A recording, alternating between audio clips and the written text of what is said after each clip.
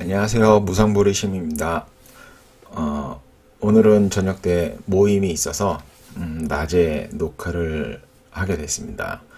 오늘은 자녀이익 모델에 대해서 이야기를 하겠습니다. 자녀이익 모델에 대해서 이해를 하고 실제 투자에 어떻게 적용을 할지, 적용은 뭐 나중에 하겠군요. 오늘은 자녀이익 모델의 어떤 이해를 하기 위해서 강의를 시작합니다.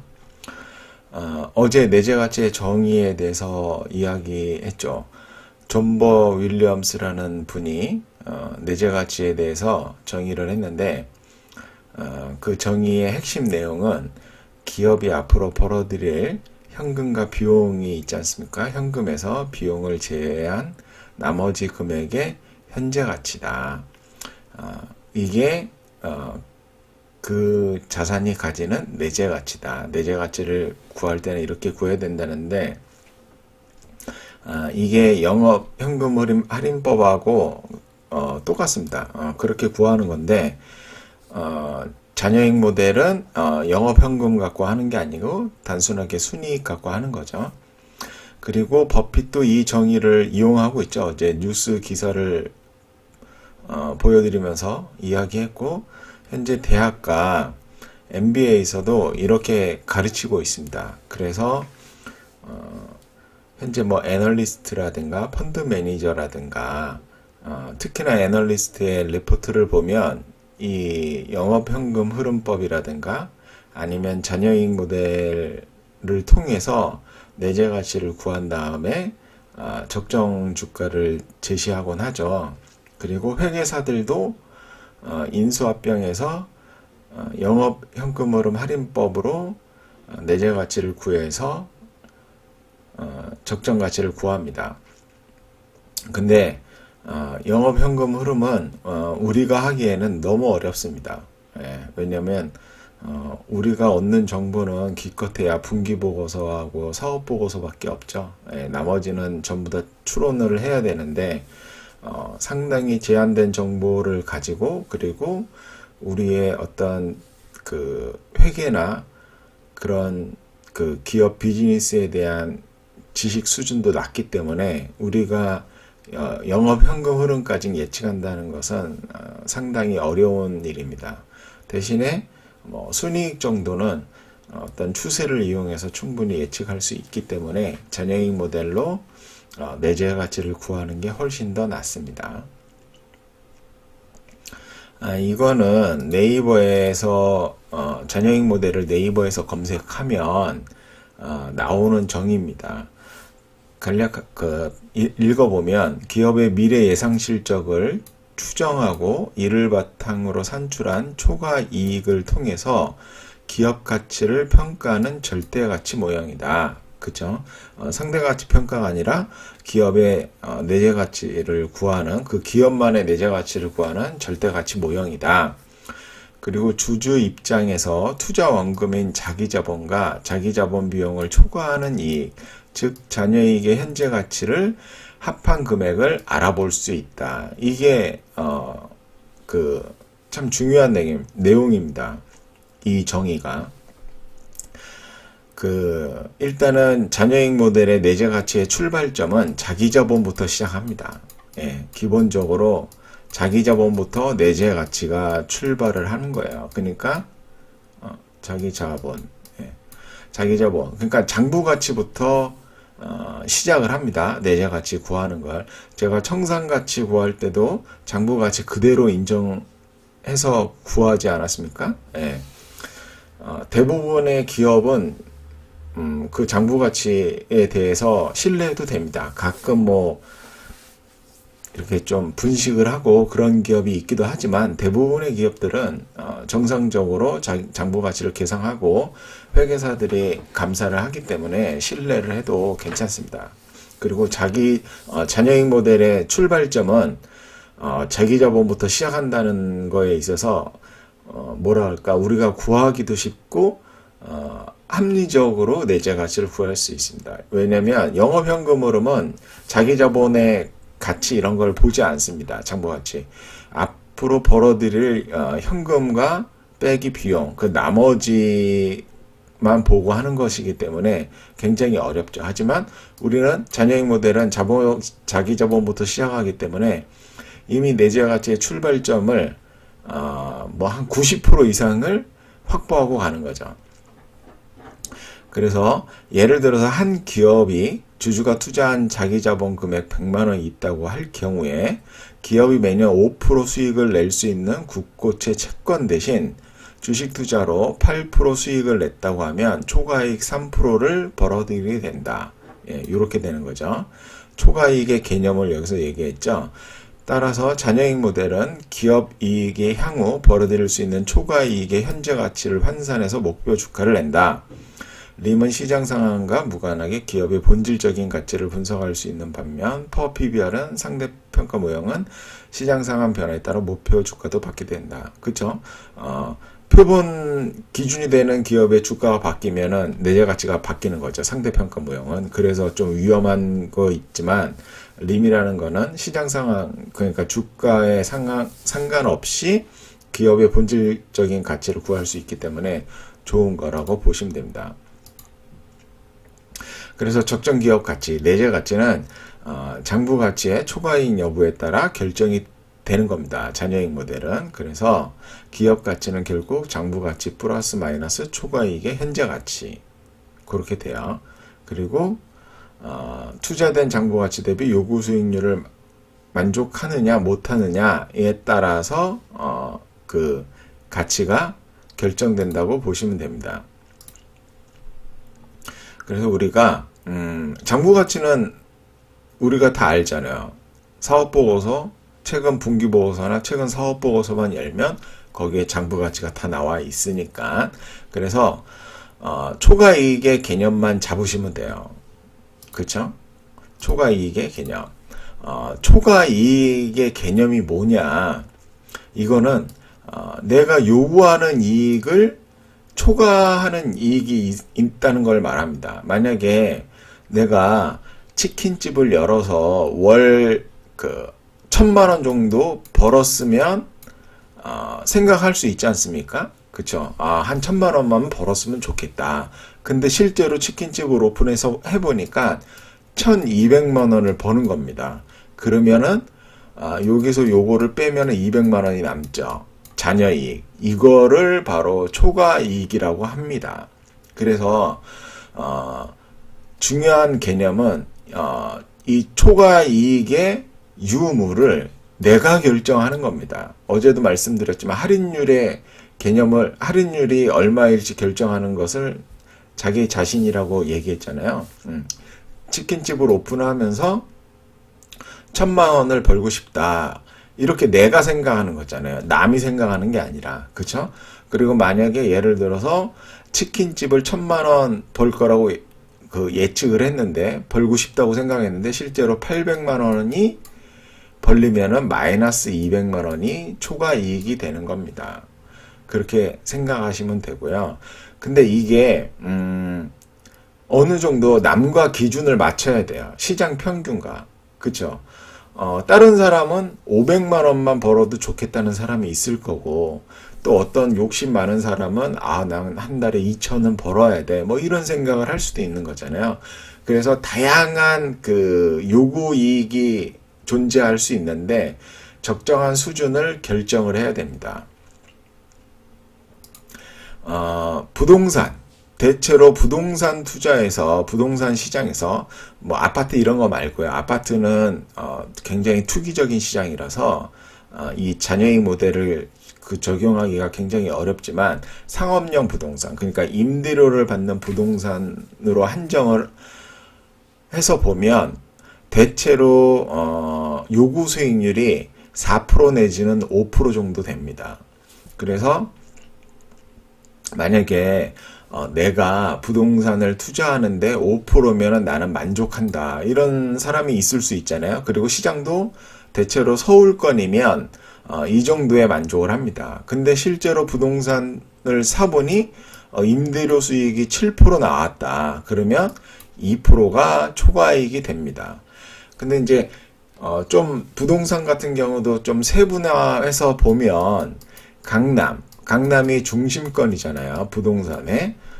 상업용 부동산을 말씀드리는 겁니다. 보통 4%선입니다. 시장 수익률이. 그러면 4% 정도 임대료, 내가 투자한 금액에서 임대료로 받는 게 4% 정도라는 뜻인데, 만약에 내가 6% 정도를 원한다. 그러면 강남에 와서 물건을 살 수가 없죠. 왜냐면 나는 6%를 원하는데 강남은 4%밖에 만족을 못하기 때문에 마이너스 2%의 초과이익이 있는 거죠. 그래서 이렇게 생각하는 사람은 못 삽니다. 그리고 6%, 강남에서, 좀 외곽으로 나갈수록, 그러니까 서울 근교, 서울 외곽이 이렇게 있지 않습니까? 서울 외곽. 요런 외곽으로 나가면은 보통 부동산 투자 수익률이 한 6%에서 8% 사이 나옵니다. 중심권에서 벗어났기 때문에 그렇죠. 요런 분들은 유의 가서 사면 되겠죠. 그렇게 보시면 돼요. 그래서 내가 요구하는 수익률하고 그 시장에서 생각하는 평균 수익률하고 어느 정도 맞출 필요는 있어요. 물론 그게 변하기도 하지만. 그래서 내가 요구 수익률이 부동산에 대한 투자 수익률이 6%를 요구하지만 강남에서 그거를 주장해봐야 가격을 50%나 낮춰서 팔 사람은 없겠죠. 50%는 아니구나. 한 30% 정도 낮춰서 팔아야 6% 정도 만족할 수 있으니까 어느 정도는 맞춰야 됩니다. 이렇게. 그래서 채권, 부동산, 주식 등 각 자산 시장마다 시장에서 요구하는 수익률이 있어요. 평균 수익률. 그렇죠? 부동산은 대체로 한 5% 정도 되죠. 채권은 지금 국채 같은 경우는 한 2% 되나요? 3년, 5년 국채 보면 한 2% 정도 되죠. 채권에 투자하면서 나는 5%는 줘야 돼. 국채를 사면서 나는 5% 정도 줘야 돼. 그러면 살 수가 없죠. 그런 사람들은. 그리고 주식시장은 대체로 평균 10% 정도 생각하시면 됩니다. 그래서 이걸 기준으로 해서 약간 플러스 마이너스 할 필요가 있고, 또 시대에 따라서 이 평균 수익률 자체가 변할 수가 있습니다. 장소에 따라서. 우리나라에서는 주식시장에 대해서 한 10% 정도 요구 수익률을 가지고 있으면 적정한데, 미국에서는 그렇지 않다고 봅니다. 저는. 미국에서는 훨씬 더 낮은 요구 수익률로 할인을 해야 적정 가치를 구할 수가 있습니다. 왜냐하면 우리하고 금융시장 자체가 다르기 때문에 그러는 거죠. 우리나라 평균 시장 평균 수익률하고 요구 수익률 한번 생각해 볼 필요가 있어요. 코스피 현재 ROE가 약 한 7.5%인가 좀 떨어져갖고 한 7.5% 정도 됩니다. 이게 무슨 뜻인가요?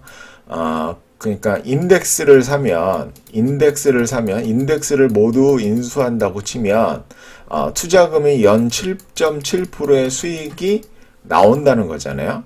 주가 말고 그 자본 증가율을 말하는 겁니다.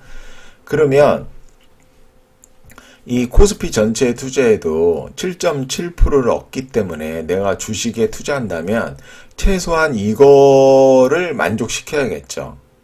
그쵸? 왜냐하면 이거를 어떻게 생각하면 되냐면, 강남 부동산 투자 수익률이 보통 4% 선에 맞춰져 있는데, 이거에 맞춰서 부동산 가격이 결정돼서 시장에 매도 호가로 나와 있는데 굳이 내가 3% 가격에 프리미엄을 줘서 살 필요는 없잖아요. 그쵸?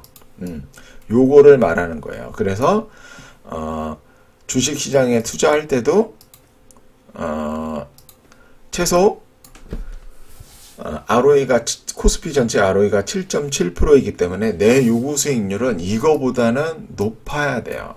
이거보다는 높아야 되지만 또 터무니없이 나는 한 2배 정도는 요구할 거야. 그래서 뭐 한 15% 정도로 만약에 할인율을 결정한다 그러면 적정 가치를 굉장히 낮게 평가하는 그 특성이 생겨서 투자할 기업이 아예 나타나질 않습니다.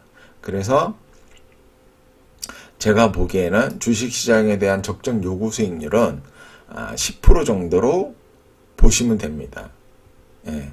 그러니까 평균적으로 10%를 사용하시면 되고 각 기업의 어떤 비즈니스 구조라든가 성장성 이런 걸 감안해서 플러스 마이너스 해주면 충분하다고 봅니다. 그럼 요구 수익률까지는 됐고 잔여익 모델 그 개념도 이제 아셨죠? 그러면 이걸 간단하게 식으로 만들면 기본 자본부터 시작하고 초과이익의 현재 가치, 그쵸? 그거를 더하면은 요게 바로 내재 가치가 되는 거죠. 예, 내재 가치가 이렇게 구해지게 되는 겁니다. 그쵸? 내재 가치가. 그리고 또한 초과이익이 영원히 유지된다는 가정이 있습니다. 제가 어제 할인율은 복리 개념이 들어가기 때문에 그만큼의 성장이 유지된다는 가정이 있다는 거죠. 요거를 까먹으시면 안 돼요. 절대로. 그렇기 때문에 안전마진을 확보한 가격에 투자를 해야 됩니다. 왜냐하면 유지되지 않을 가능성이 훨씬 더 크기 때문에. 그래서 기본적으로 잔여익 모델은 자본부터 적정 가치가 시작되고 초과이익에 현재 가치를 더해주면 내재 가치가 구해진다. 요거는 어제 얘기했으니까 넘어갈게요. 그러면 여기까지 했지만 아마 잘 이해가 안 될 거야 아마. 잘 이해가 안 될 수도 있어요. 정확하게 이해하기가 안 될 수도 있습니다. 그러면 우리가 저걸 한번 해보자고요. 간단하게 이해할 수 있게끔 제가 말씀을 드려볼게요. 우리가 부동산에 투자한다고 생각을 해보세요. A라는 부동산, B라는 부동산, C라는 부동산 세 군데 분산해서 투자할 겁니다. 그래서 토지를 각각 5천만 원 들여서 살 거고 건물도 짓는데 5천만 원 들여서 짓게 될 거예요. 그러면 장부 가치가 셋 다 1억이 되겠죠.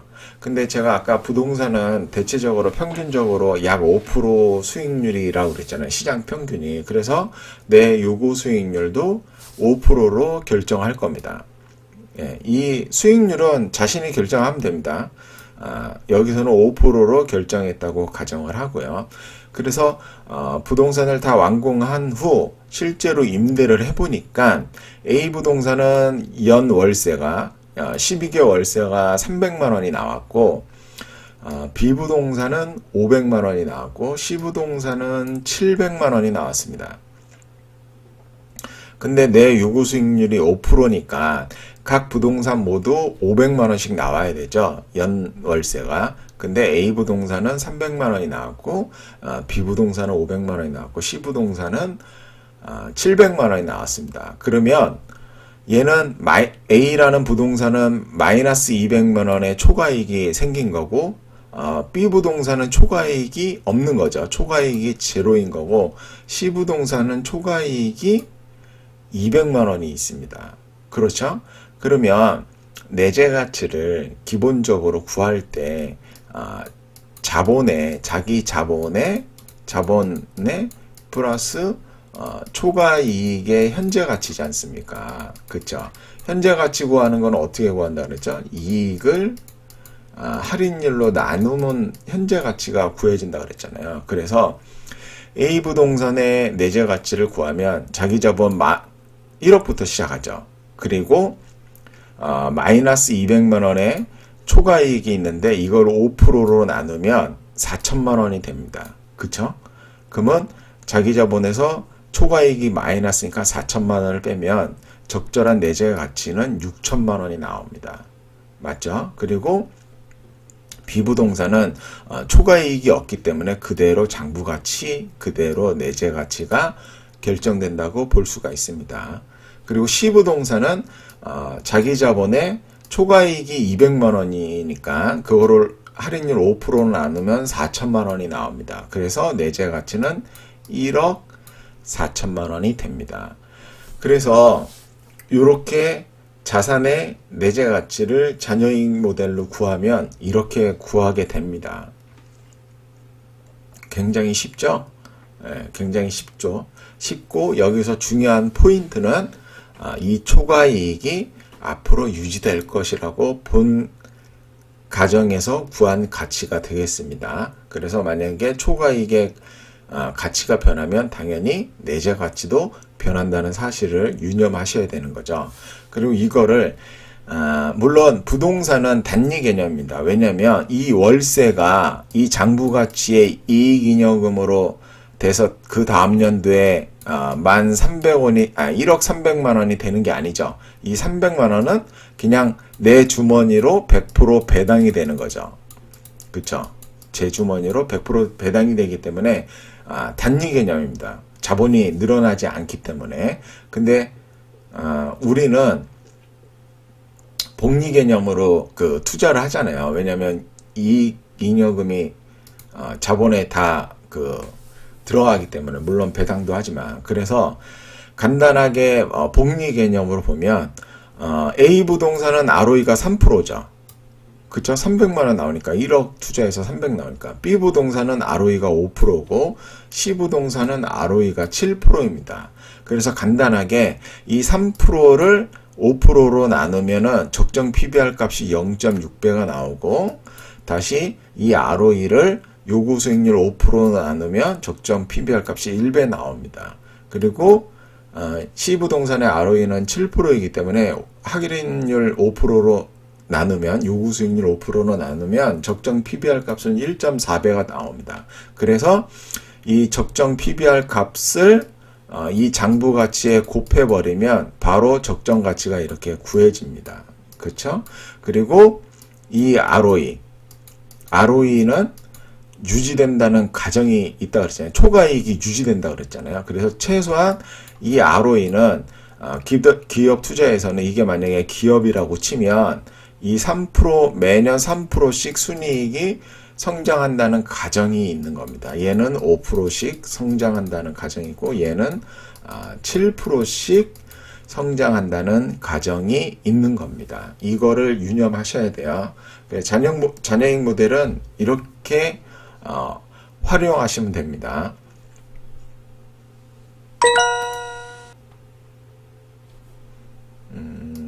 자, 여기서 요거는 뭐냐면 간단하게 식으로 지금 제가 드린 말씀을 간단하게 식으로 표현하자면 뭐냐면,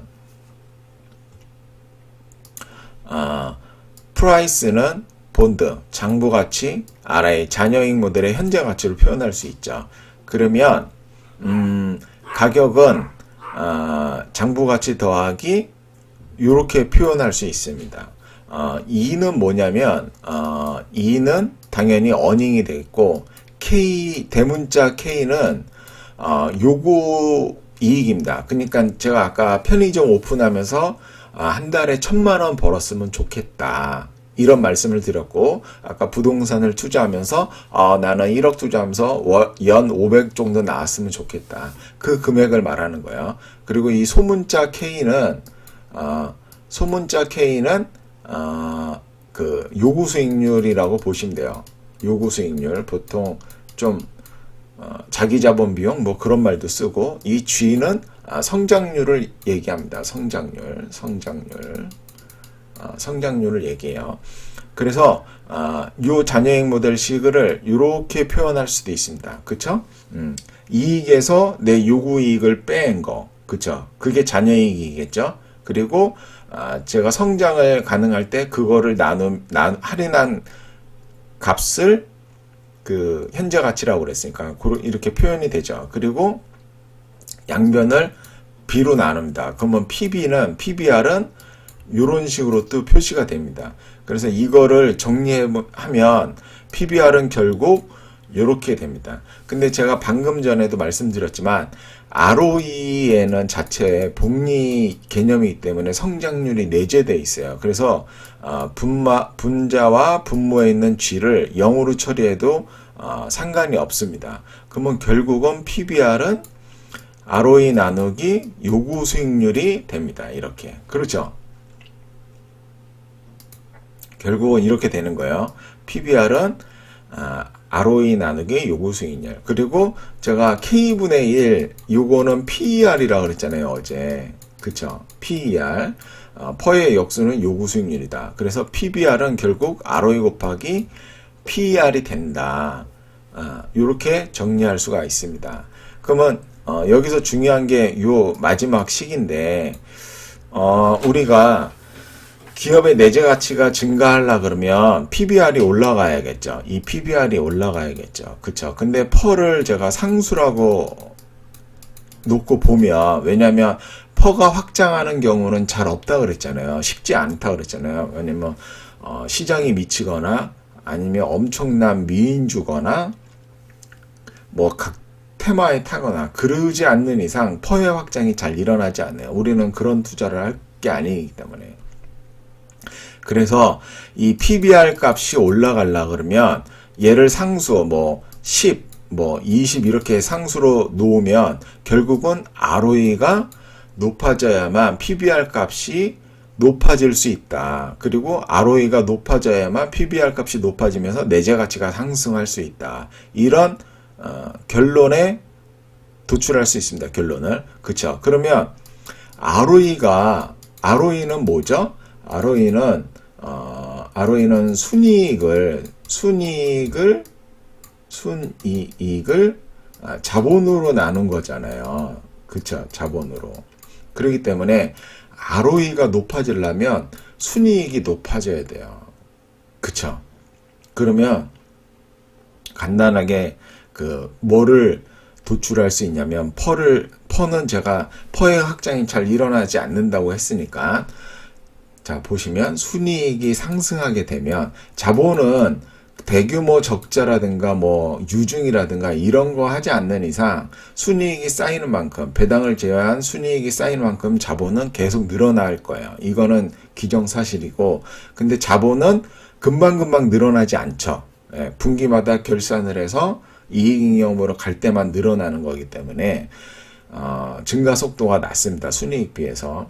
그리고 그래서 순이익이 증가하면 그쵸? 순이익이 증가하면 ROE가 증가하게 됩니다. 그쵸? 당연하죠?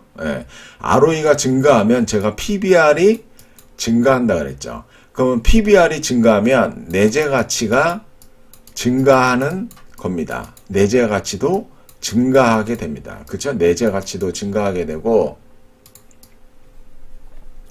그러면 그 다음에는 뭐가 나올까요? 주가가 상승하게 되는 겁니다. 주가가 상승하게 되는 겁니다.